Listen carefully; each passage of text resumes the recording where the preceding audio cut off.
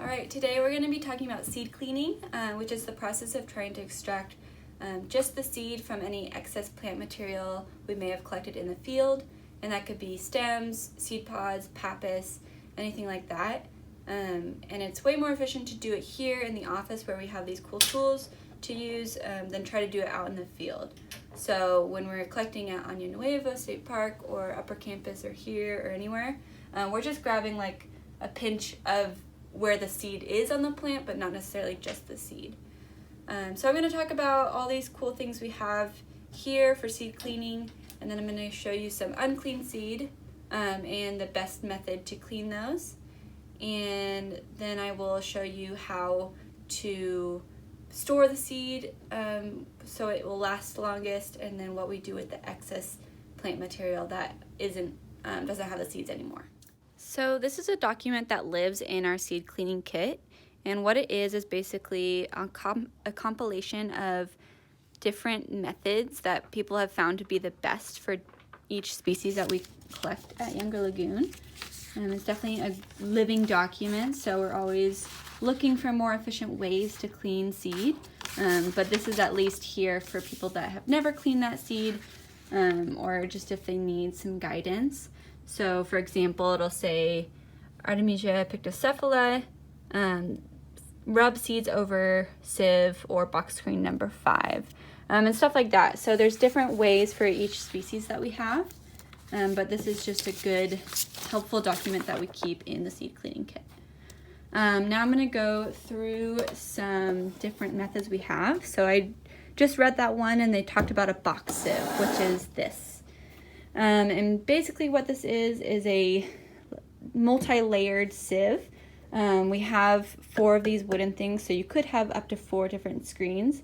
But the mostly you just need 2, and that's like a larger gauge screen on top of a smaller gauge screen.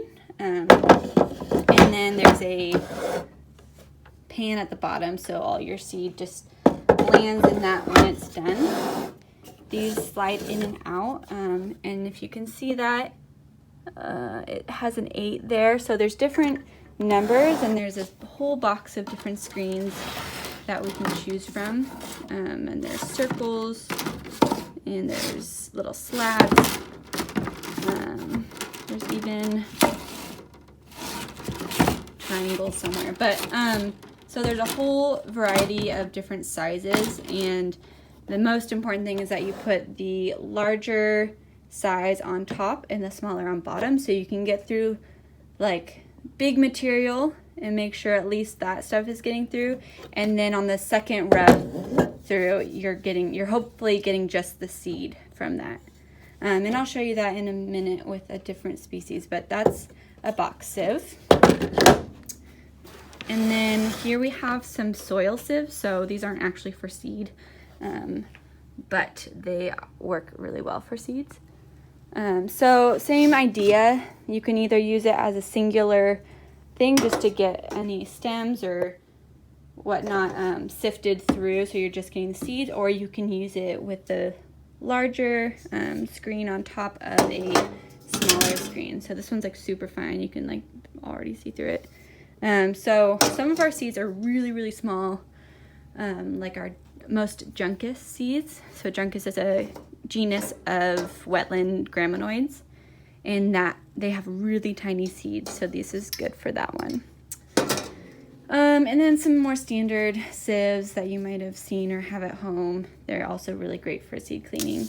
And some seeds have a hard pod that you might need to crack open, so you can kind of just like smush them, all the pods open, and then run it through a sieve, and that's a good method for certain species. Also, for like Stipa pulchra, which is our state grass, purple needle grass, it's most efficient. They have these super long awns, and so it's really hard to seed clean, but if you put them in a bucket and like smash them with a wooden rod, it breaks them up, and then you can sift out those long awns. So there's a bunch of different methods, and there's no right way to do it. There's just more efficient ways and less efficient ways. All right, so here are a few species that we have that are uncleaned. So I'm just going to show you them and what their seed looks like and what we do to clean them. So this one is Elamis glaucus, blue wild rye. It is a grass that has a long stem and then a spike of seeds at the top, and that's what the spike looks like. So all those hairs you see on the side, those are called awns. And the best way of cleaning these, oh man, this is hard to do one-handed, is to simply use your fingers and swipe up the spike like that, and you'll just get a handful of seeds. So this one is something that we do by hand usually, and you can see that actually with all these just sitting in the bag for a while, the seeds just naturally fell off, which definitely does happen with certain species. So that's a great thing to know. Here's what it looks like inside the bag. So when we're out in the field, we're really just pinching off that spike from the top of the grass. Another thing to note is that on the paper bags, we put the 4-letter code, which is the first 2 letters of the species and the first 2 letters of the genus. The genus and the species. And then where it was collected. So this one was collected in Cascade Field, which is part of Año Nuevo State Park, last July, or actually 2 years ago in July. So it's important to have that stuff on each bag, and you can see that we do reuse the bags. We just have to make sure that it's completely empty of the seed first. This one is called Scrophularia californica bee plant. Its seed pods look like this. So you might have seen them before. They're pretty tall, but the seeds are actually inside these pods, and you can see them down here. They naturally fell out, and they're really, really small. You can see the size of my finger. So this is one that I would also partially do by hand. I might smash these pods with a spoon and then shake them around in a sieve, like one of these, and hopefully you would get a bunch of the clean seed out from here. So I'm just gonna see if shaking, I can't tell if that worked, but that's what we would do for that one. This is Artemisia pycnocephala, coastal sagewort, and it has similar like spike inflorescence with a bunch of pods on the actual stem. Can't focus. And then the individual seeds are over here, right there. So this is something I would run through the box sieve. First through that larger gauge screen and then the smaller gauge screen to get these small seeds out. This one, Lupinus varicolor, or many-colored lupin.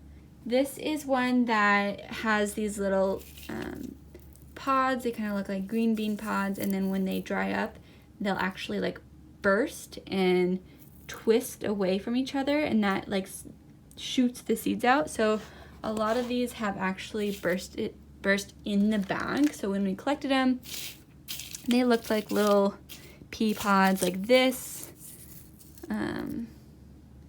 And then when they burst in the bag, they sent their seeds flying. So I'm sure there's a bunch at the bottom of this bag, but the seeds look like this.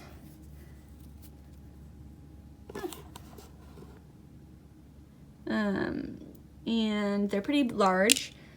And so there's not really a good method of cleaning these with one of our tools. So this one's more of a hand method, and really just going through the seeds. And you can see that some of them stick in there. So that's something that someone could just do by hand and just like make sure that they all fell out naturally, and if they're still stuck, just get them out. And then for a species like Juncus, maybe I'll pull up that one, but we would again smash it with a spoon like this one, and then just run it through one of these sieves. But yeah, those are some examples of the seed we collect and what it looks like when it's unclean. And what we're really trying to get is that just the clean seed. And so then we can basically take, say, like a half a teaspoon of this or something, and then count that and weigh it. And so that weight equals that many seeds. So that way when Nate is propagating seeds in the greenhouse, he can either sprinkle like a certain weight of seed and know that it's approximately that many plants. Because if we planted this first, it'd be wasteful because probably not all the seeds would make it out of the stalk. And then also we don't really know how many seeds are in here. And same with this stuff. These could be already spent. If we just planted these, then who knows how many plants would be being grown. So if we have clean seed, we can count it and we can weigh it, and then we know exactly how, or approximately how many seed plants we're going to grow. All right, so this is that Artemisia pygnocephala, the coastal sagewort, and I just wanted to show you an example with the box sieve. So I've just basically dumped it straight out of the bag into here, and I'm just kind of rubbing my hand through it, trying to make sure any of those seeds that are in these little seed pods on the stem, like this, you can see those are all empty. And so I know I'm like looking for those, and the emptier they are, the more I know that they've fallen through to the next level. And so I'm basically just going through that for a little bit, like this, and this way I can get a lot of seed done at one time. And then if I feel good about that, I can take this one off, and you'll see that it's a lot of the more fine stuff fell through.